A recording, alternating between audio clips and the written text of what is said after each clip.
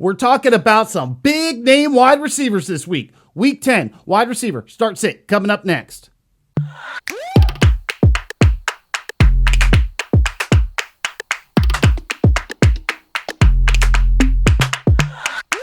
Week 10 is here, and we have some big name wide receivers to talk about. And it's going to start in Tampa Bay with Mike Evans. Yes, Mike Evans, to me, is a must start this week. Sometimes it's hard. How do we know when he's going to have his bad games? How do we know when he's going to have his explosive games? Well, to start off, Mike Evans, coming out of the bye, has a game against the Washington football team, 31st against wide receivers. 31st defense against wide receivers. That is a amazing matchup for Mike Evans and Tom Brady to go off this week for your fantasy team. Couple that with the fact that Antonio Brown has still been dealing with an ankle injury. I believe he just shed his walking boot either yesterday or today, but that still doesn't mean that he's ready to rock and roll. And I'm still anticipating he's not going to come back until week 11. It is possible he comes back in week 10, but if he does, I also kind of expect him to be limited. So I don't expect Antonio Brown to really be much of a threat to Mike Evans this week. And then we talk about Chris Godwin, who missed Wednesday's practice, missed Thursday's practice. So coming out of the bye is missing practices. That's not good for his status coming up this week. So Chris Godwin might not be there. Antonio Brown might not be there. Rob Gronkowski still not expected back from that battering that he took weeks ago. All that couples into, man, Mike Evans should get fed this week. Who's going to stop him, right? Like, I know normally he gets bracketed, but this isn't a talented enough defense to really take away Mike Evans. The only defenses that have done it have been the ones that have true number one corners that are allowed to shadow and take away a specific wide receiver. Right now, Washington's not doing that. I expect a huge game from Mike Evans. I'm excited to have him in my lineups. He is locked and loaded in my lineups already, and he should be locked and loaded in your lineups. He should be having another big week. I'm hoping that this guy gets over the century mark, that he gets a couple touchdowns and has 6, 7, maybe even 8 catches, because Chris Godwin isn't there, Antonio Brown isn't there, and Tom Brady's just going to feed his beast. So Mike Evans, a great start heading into week 10. A put up or shut up week for Marvin Jones Jr. This guy has a great matchup at the Indianapolis Colts, 28th against the wide receiver position. So, like I said, an amazing matchup. The secondary has not done a good job of keeping wide receivers under control. The problem is the Jacksonville Jaguars have done a great job of keeping Marvin Jones under control. He has had a couple spikes in targets, but his target share has been erratic. Sometimes he's getting like 4 targets. Sometimes he's getting 11 targets. We don't really know what his involvement is going to be week to week. Currently, the 2 pieces that we see being involved every week are Dan Arnold, the tight end that they traded for from Carolina earlier this year, and Jamal Agnew, a converted corner. So these are the 2 guys that they are primarily running their passing attack through, and Marvin Jones seems to be added in there from time to time. Over the last how many games has it been? 4 terrible games, 1 great game over the last 5 games played for the Jaguars. So 4 terrible games, 1 great game. That right there is a 20% chance of booming and an 80% chance of busting. That's a guy that sounds like he needs to be on your bench. And he probably should be on your bench despite the fact that he has a great matchup this week. A matchup against the Colts that have given up 15 touchdowns to wide receivers this season.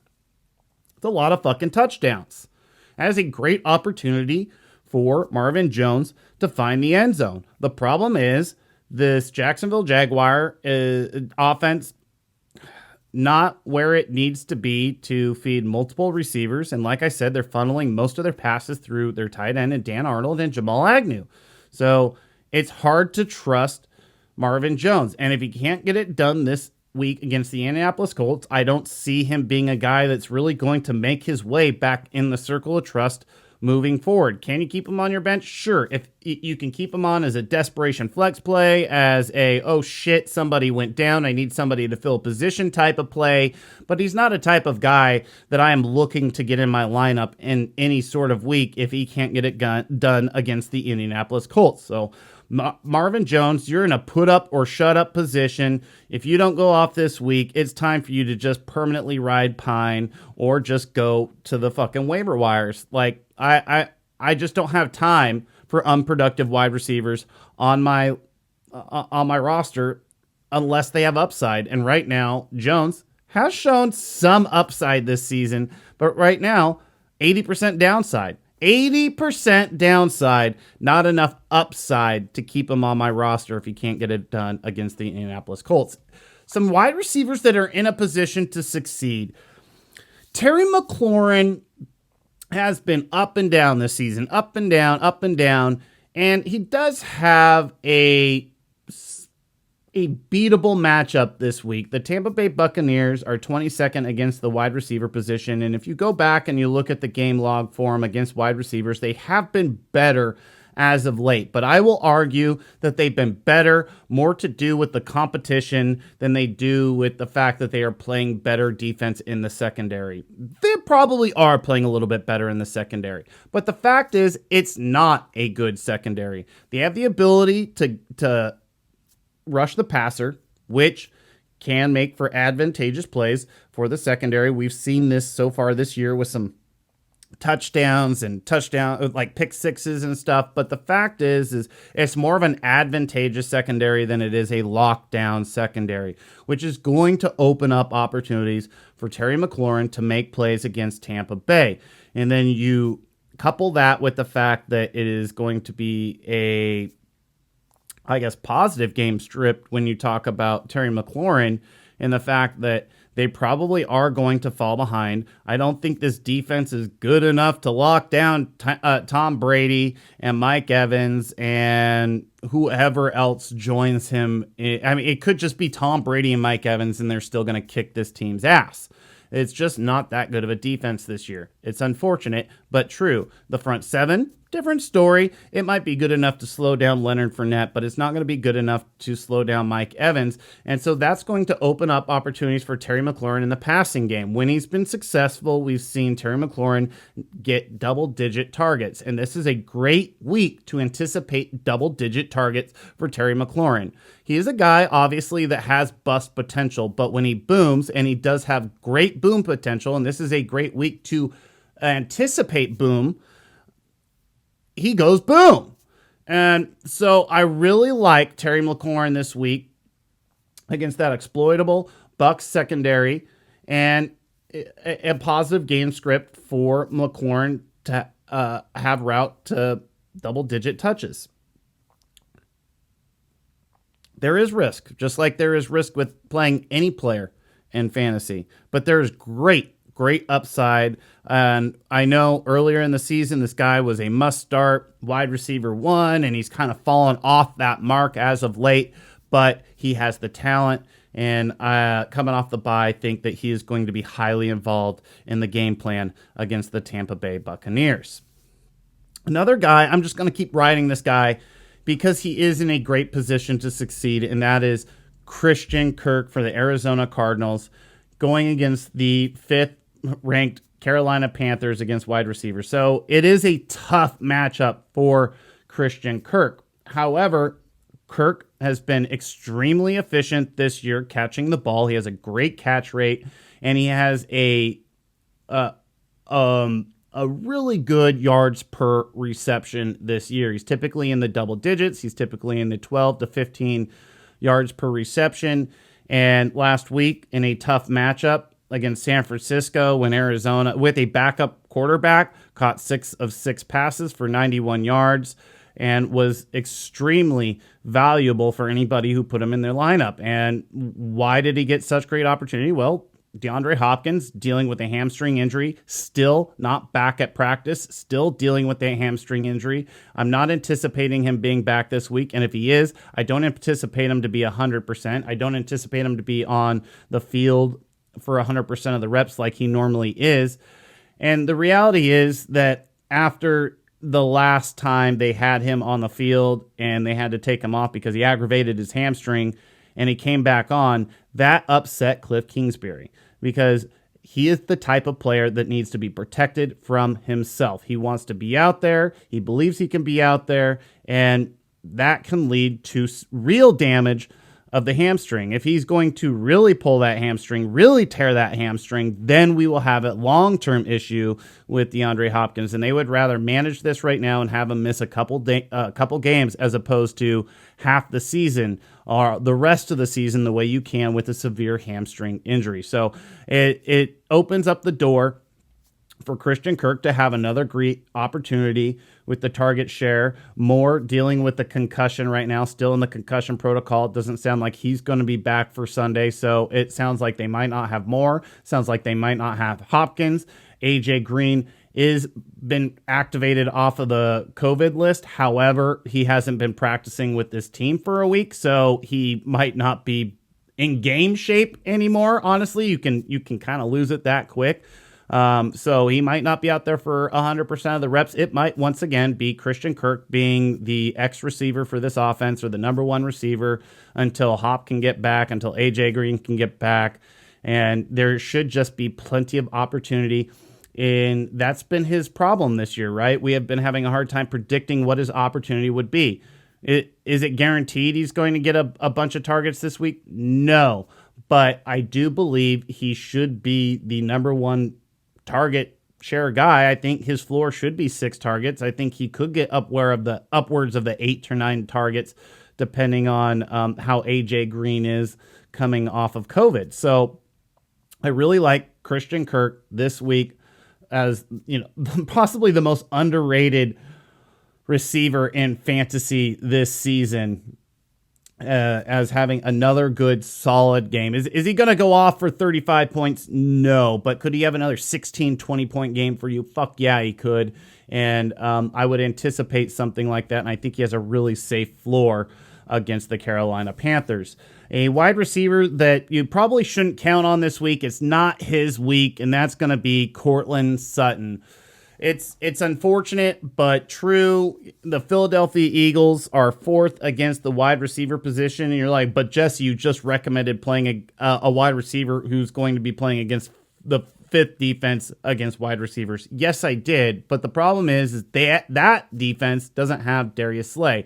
And Darius Slay is playing at an all-pro level. He is shadowing wide receivers right now. And you could anticipate that they're going to instead try to shadow Jerry Jeudy over Courtland Sutton, but teams have been treating Courtland Sutton as the number one in this offense, and then you pair that with he is yet to be productive with Jerry Jeudy in the lineup this season. We've seen it for 2.5 games, and in those 2.5 games was not productive, and you take into account over the last 2 weeks, he's got 6 targets. Courtland Sutton is not a good play this week.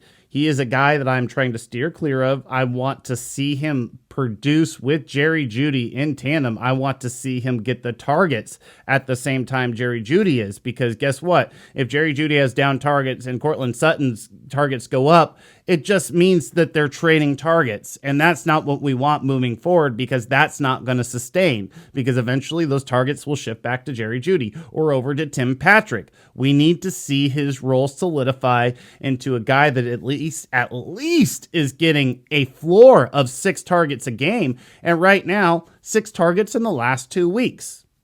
You're falling short.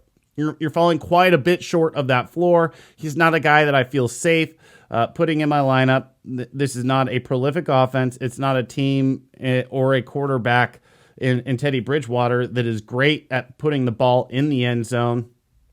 All of this just kind of, you put it all together, it screams bad play. It really does. It screams bad play for Courtland Sutton in week 10. It's unfortunate. I love myself some Broncos. I bleed myself some orange and blue, but Courtland Sutton should not be in your lineups in week 10.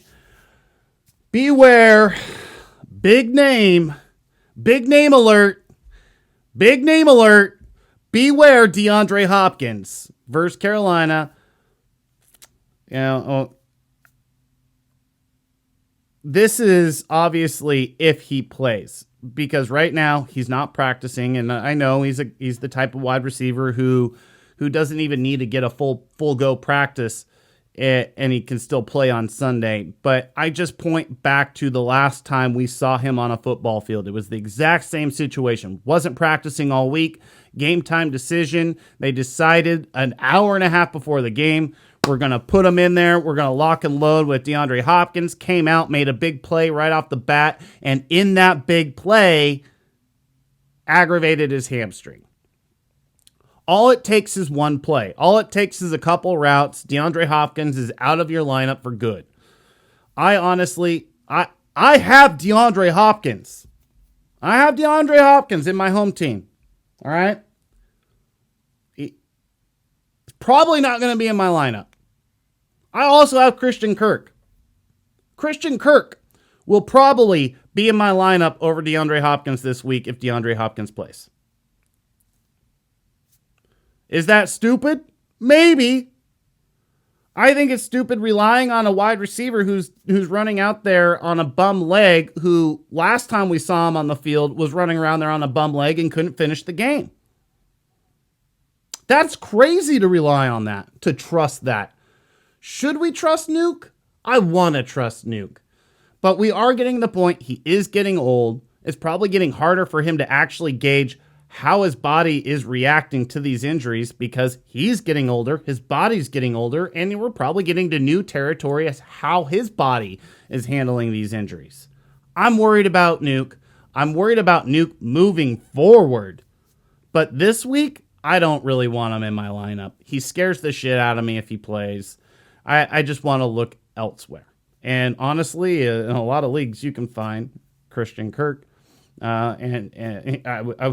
Fuck, man.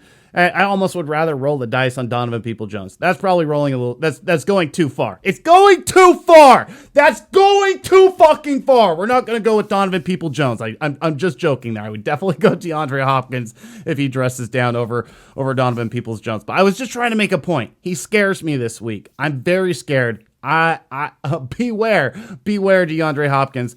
Also, beware, same game, DJ Moore at Arizona. They're 15th against wide receivers, so it's not a scary matchup for DJ Moore, but DJ Moore himself is just scary right now. Scary bad. Scary fucking bad, man. If you look at his last 5 games, he's got 2 good games. Like, they're okay. They're all right. Like, I'm not pissed. But then you look at the other 3 games, and they're bad. You're mad. You're mad that he's in your lineup. And DJ Moore right now is bad. He's not good. And then you take into account that, granted, I'm not trying to put a lot of stock in Sam Darnold and him being a great quarterback, but he has had moments this year. He obviously did really help DJ Moore be an elite wide receiver through the first, 3-4 weeks of the season. However, it's the PJ Walker show right now. Sam Darnold out for extended time. PJ Walker in. And what does that mean for DJ Moore? And that could mean bad things for DJ Moore. PJ Walker's a backup in this league. And backups every once in a while dress up on Sunday and play. And sometimes you actually have a decent backup, and as long as you got a right situation, a good defense, a running game, they're not going to lose you games.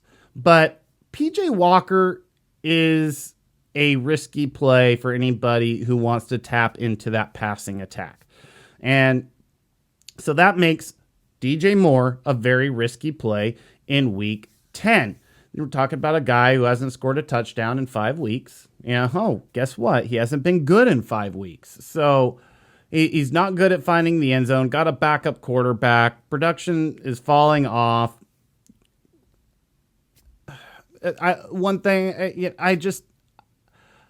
you got Christian McCaffrey back, and he's going to be more involved in the passing game. And they'll probably try to rely more on the running game the way they were when Christian McCaffrey was there the first couple weeks of the seasons.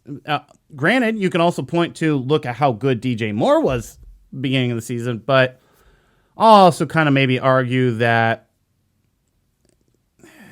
preseason football, right? An extension of preseason football those first couple weeks. Maybe a bad team looks better than they are the first couple weeks, and good teams are still feeling themselves out because they didn't really play in preseason.